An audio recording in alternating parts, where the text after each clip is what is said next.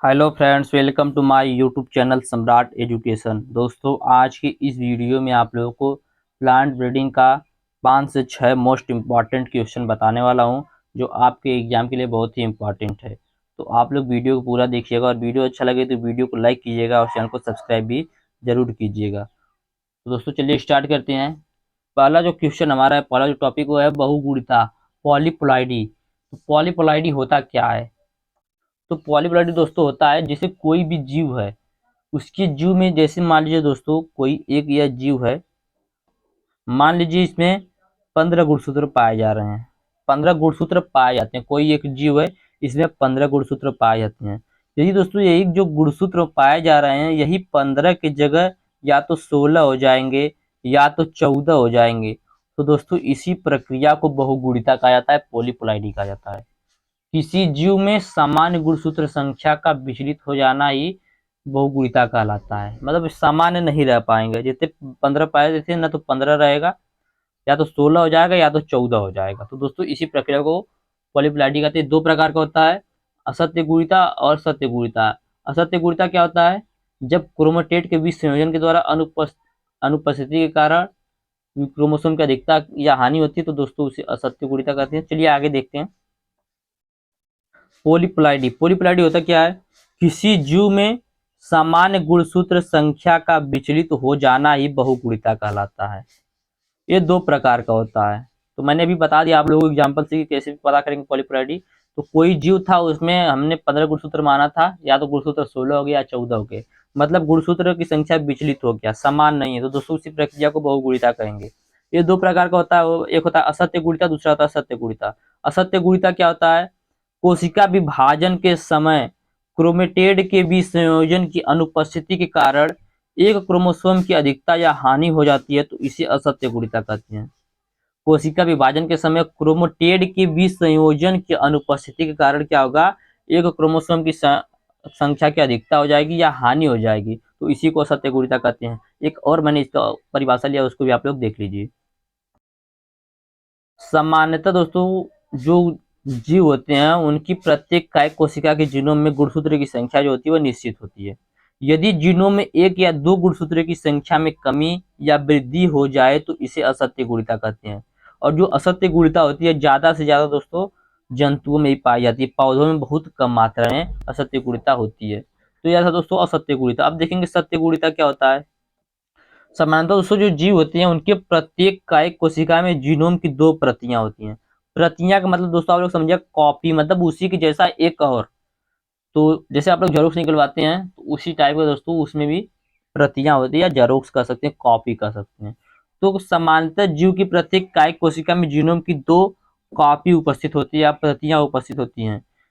तो अब सत्य गुणिता होता है क्या, उसको देख लेते हैं। जब जीव की काय कोशिकाओं में जीनोम की दो से अधिक प्रतियां बनती हैं, तो इसे सत्य गुणिता कहते हैं।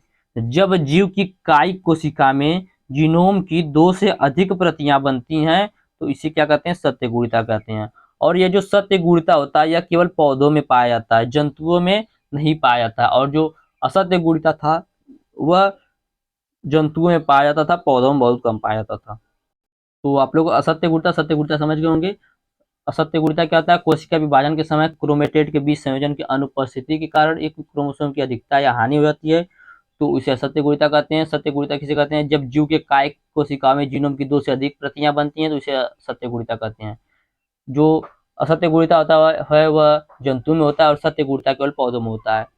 ये दोस्तों जो असत्य गुणिता होता है, सॉरी सत्य गुणिता जो होता है, ये दो प्रकार का होता है। एक होता है स्व बहुगुणिता, दूसरा होता है पर बहुगुणिता। स्व बहुगुणिता कहते हैं एटोपोलीपोलाइडी, और पर बहुगुणिता को एलोपोलीपोलाइडी कहते हैं। चलिए देखते हैं स्व बहुगुणिता और पर बहुगुणिता होता क्या है। मतलब दोस्तों बहुत ही आसान है, सिर्फ आप लोगों को थोड़ा सा ध्यान देना है। और मैं आप लोग बता दूं, इस वीडियो के बाद मैं आप लोगों को जितना भी मैंने आज तक अभी प्लांट ब्रीडिंग का आप लोगों को बताया है, सभी का एक ही लेक्चर के माध्यम से आप लोग बताऊंगा, जो वीडियो 40 से 45 मिनट का रहेगा। यदि आप लोगों ने उस वीडियो को सुन लिया, तो आप लोगों का एग्जाम 100% अच्छा जाएगा। तो चलिए आगे चलते हैं, देख लेते हैं स्व बहुगुणिता और पर बहुगुणिता होता क्या है। स्व बहुगुणिता क्या होता है? जब जीव की सभी काय कोशिकाओं में उपस्थित जीनोम की प्रतियां एक ही जाति की होती हैं, तो इसे स्व बहुगुणिता कहते हैं। स्व बहुगुणिता क्या होता है? जब जीन की सभी कायिक कोशिकाओं में उपस्थित जीनोम की प्रतियां जो है, कॉपी जो है, वह एक ही जाति की होंगी, तो इसे क्या कहेंगे? स्वबहुगुणिता कहेंगे। परबहुगुणिता किसे कहेंगे? जब जीव की सभी कायिक कोशिकाओं में उपस्थित जीनोम की प्रतियां एक से अधिक जातियों से आती हैं, तो इसे परबहुगुणिता कहते हैं। तो दोस्तों एग्जाम में स्वबहुगुणिता और परबहुगुणिता एक एक नंबर में पूछ सकता है। तो आप लोग यही लिखेंगे कि स्वबहुगुणिता क्या होता है? जब जीव की सभी कायिक कोशिकाओं में उपस्थित जीनोम की प्रतियां एक ही जाति की होती है, तो इसे स्वबहुगुणिता कहते हैं। परबहुगुणिता क्या होता है? जब जीव की सभी कायिक कोशिकाओं में उपस्थित जीनोम की प्रतियां एक से अधिक जातियों से आती हैं, तो इसे परबहुगुणिता कहते हैं। तो उम्मीद करते हैं आप लोग समझ गए होंगे स्वबहुगुणिता, परबहुगुणिता। बहुगुणिता क्या होता है? एक बार बहुगुणिता सुन लीजिएगा। किसी जीव में सामान्य गुणसूत्र की संख्या का विचलित हो जाना ही बहुगुणिता कहलाता है। तो बहुगुणिता आप लोग समझ गए होंगे। आगे चलते हैं। GM crops, genetically modified crops, बहुत इंपॉर्टेंट दोस्तों, जो भी मैं क्वेश्चन बता रहा हूँ सब है और लगातार यहाँ पूछे गए क्वेश्चन है। तो जीएम क्रॉप होता क्या है? जीएम क्रॉप का पूरा नाम होता है जेनेटिकली मॉडिफाइड क्रॉप। तो जीएम क्रॉप वह क्रॉप होता है जिन्हें जेनेटिक इंजीनियरिंग के जरिए किसी भी जीव या पौधे के जीन को दूसरे पौधे में डालकर विकसित किया जाता है। तो देखते हैं दोस्तों, पहले समझ लेते हैं उसके बाद पढ़ेंगे। तो जीएम क्रॉप होता क्या है? जैसे दोस्तों कोई जीव है या कोई पौधा, जैसे मान लीजिए दोस्तों यह एक पौधा है और यहाँ पर एक दूसरा पौधा है, तो क्या करेंगे? इस पौधे का जो जीन है, इस पौधे का जीन निकाल कर इस दूसरे पौधे में डाल देंगे। तो इसी प्रक्रिया को दोस्तों जेनेटिकली मॉडिफाइड क्रॉप या जीएम क्रॉप के नाम से जाना जाता है। तो चलिए देखते हैं अब जीएम क्रॉप को। जीएम क्रॉप वे क्रॉप होते हैं जिन्हें जेनेटिक इंजीनियरिंग के जरिए किसी भी जीव या पौधे के जीन को दूसरे पौधे में डालकर विकसित किया जाता है। तो इसी प्रक्रिया को जेनेटिकली मॉडिफाइड क्रॉप कहते हैं। अब देखेंगे importance of GM crop. GM crop का महत्व, जेनेटिकली मॉडिफाइड क्रॉप का महत्व। तो जीएम क्रॉप में बीजों सॉरी जीएम क्रॉप में बीजों में वैज्ञानिक पद्धति का प्रयोग करके मनचाहा बदलाव किया जा सकता है। जो जीएम क्रॉप होते हैं, जेनेटिकली मॉडिफाइड क्रॉप होते हैं, उनमें उनके बीजों में वैज्ञानिक पद्धति का प्रयोग करके मनचाहा बदलाव किया जा सकता है। अगला पॉइंट है, जीएम पौधे कीटों, सूखे जैसी पर्यावरण परिस्थिति और बीमारियों के प्रति अधिक प्रतिरोधी होते हैं। जीएम पौधे क्या होते हैं? कीटों, सूखे जैसी पर्यावरण परिस्थिति और बीमारियों के प्रति अधिक प्रतिरोधी होते हैं, मतलब उनको सहने वाले होते हैं, उनके विरोधी होते हैं। अगला पॉइंट, इनमें कीटनाशक व उर्वरक की ज्यादा मात्रा डालने की आवश्यकता नहीं होती है। जीएम क्रॉप जो होते हैं, इनमें उर्वरक और कीटनाशक की ज्यादा मात्रा डालने की आवश्यकता नहीं होती है। अगला पॉइंट, जीएम के पौधे से फसलों के उत्पादन और पोषक क्षमता को बढ़ाया जा सकता है। दोस्तों यह था जीएम क्रॉप। जीएम क्रॉप किसे कहते हैं? यदि एक नंबर पूछ जाए तो आप लोग बोल देंगे कि जीएम क्रॉप वे क्रॉप होते हैं जिन्हें जेनेटिक इंजीनियरिंग के जरिए किसी भी जीव या पौधे के जीन को दूसरे पौधे में डालकर विकसित किया जाता है। महत्व क्या है इसका? जीएम क्रॉप में बीजों में वैज्ञानिक पद्धति का प्रयोग करके मनचाहा बदलाव कर सकते हैं। जीएम पौधे कीटों, सूखे जैसी पर्यावरण परिस्थिति और बीमारियों के प्रति अधिक प्रतिरोधी होते हैं। इनमें कीटनाशक व उर्वरक की मात्रा ज्यादा डालने की आवश्यकता नहीं होती है। जीएम के माध्यम से फसलों के उत्पादन व पोषक क्षमता को बढ़ाया जा सकता है। दोस्तों उम्मीद करते हैं आप लोग जीएम क्रॉप को भी समझ गए होंगे। आगे चलते हैं। एपोमिक्सिस। एपोमिक्सिस क्या होता है? असंग जनन। असंग जनन दोस्तों होता क्या है? तो प्रजनन की वह विधि जिसमें निषेचन के बिना ही भ्रूण का निर्माण हो जाता है। प्रजनन की वह विधि जिसमें निषेचन के बिना ही भ्रूण का निर्माण हो जाता है, उसे ही एपोमिक्सिस कहते हैं। तो पूछ सकता है दोस्तों एपोमिक्सिस, आप लोग इसको लॉन्ग में भी पढ़ लीजिएगा, मैं इसको पढ़ा भी दूंगा आगे लॉन्ग में। तो एपोमिक्सिस क्या होता है? प्रजनन की वह विधि जिसमें निषेचन के बिना ही भ्रूण का निर्माण हो जाता है, उसे असंग जनन कहते हैं। अब देखेंगे गैमीटोजेनेसिस क्या होता है, युग्मक जनन क्या होता है। अभी हम लोगों ने असंग जनन देखा, अब युग्मक जनन देखेंगे। तो युग्मक जनन क्या होता है?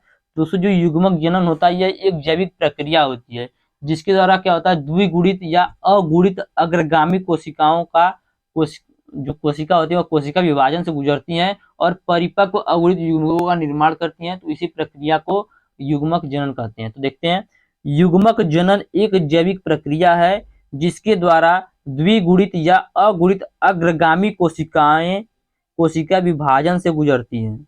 युग्मक जनन क्या है? एक जैविक प्रक्रिया है जिसके द्वारा द्विगुणित या अगुणित अग्रगामी कोशिकाएं किससे गुजरती हैं? कोशिका विभाजन से गुजरती हैं और परिपक्व अगुणित युग्मकों का निर्माण करती हैं। तो इसी प्रक्रिया को युग्मक जनन या गैमेटोजेनेसिस कहते हैं।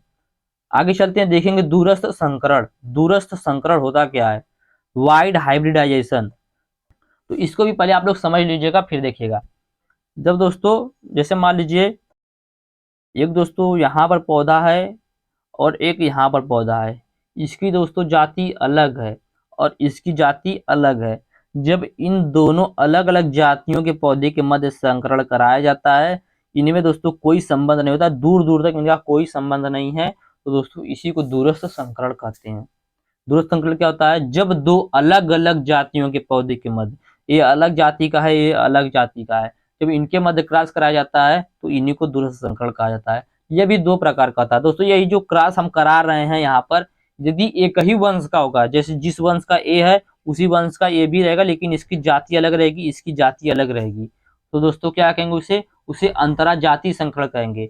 और यदि अंतरावंशी संकरण पूछ दिया तो क्या कहेंगे? जब दो अलग अलग वंश की, इसका वंश अलग रहेगा और इसका वंश अलग रहेगा और दोनों की जाति भी अलग रहेगी, जब दो अलग अलग वंश की जातियों के मध्य संकरण कराया जाता है तो उसे अंतरावंशी संकरण कहते हैं। तो चलिए देख लेते हैं एक बार। दूरस्थ संकरण, वाइड हाइब्रिडाइजेशन।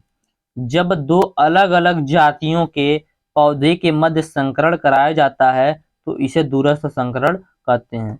जब दो अलग अलग जातियों के पौधे के मध्य संकरण कराया जाता है तो इसे दूरस्थ संकरण कहते हैं। यह जो होता है दोस्तों दो प्रकार का होता है।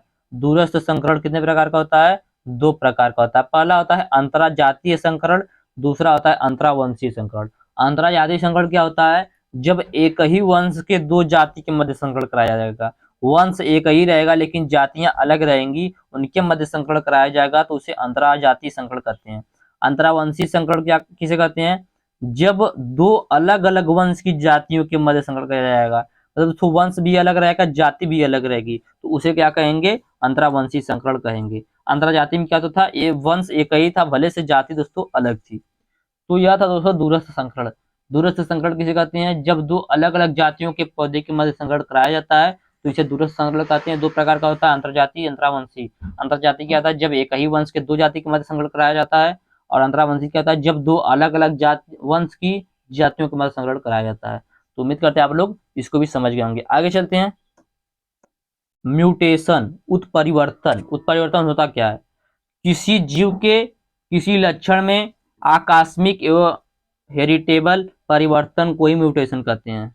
किसी जीव के किसी लक्षण में आकस्मिक परिवर्तन को ही म्यूटेशन कहते हैं। दोस्तों ऐसे ही बोल सकते हैं कि किसी जीव के किसी लक्षण में आकस्मिक परिवर्तन को म्यूटेशन कहते हैं। या कह सकते हैं दोस्तों सेग्रेशन या रिकम्बिनेशन से उत्पन्न हेरिटेबल को म्यूटेशन कहते हैं। सेग्रेशन या रिकम्बिनेशन से उत्पन्न हेरिटेबल को म्यूटेशन कहते हैं। अब इसका कैरेक्टर देख लेते हैं। तो अधिकांश म्यूटेंट एलील रेसेसिव होते हैं। अधिकांश म्यूटेंट एलील रेसेसिव होते हैं। अगला पॉइंट है म्यूटेशन एक रैंडम घटना है। म्यूटेशन दोस्तों क्या है? एक रैंडम घटना है। अगला पॉइंट है म्यूटेशन रिकरेंट होता है।